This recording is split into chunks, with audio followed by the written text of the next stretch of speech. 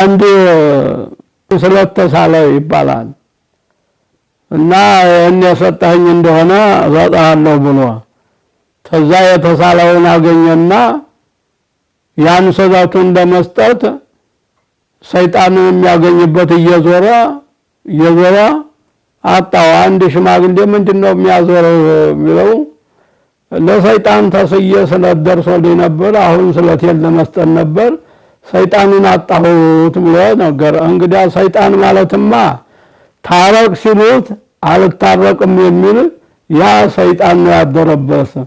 ሽማግሌዎች ሲሸመግሉት እምቢ ብሎ ወጥቶ ሲሄድ ያየው ያ ሰይጣን ነውና ስለትል ለዛ ሰጣለው ይባላል። አሁንም ሲወር ሽማግሌዎች ለማስታረቅ ተሰብስበው እንትን ይያሉ ሽማግሌዎቹን ጠቅጥቆ ዝም ብሎ ተቆጥቶ ሲሄድ ያየውና ቆየኛ አንተ ሰው አለው። ምን ነው ስለታለ ይላንተ ልሰጥ ምንድነኝ ነው? ሰይጣን ነው። ይሄው ሽማግሌ ሲገለግልህ እምቢ ብለህ ስትሄድ ሰይጣን ነህና ይኸውልህ ስለተሲለው ካንኩኛለሁ ብሎ መልሶ ታረቀ ይባላል።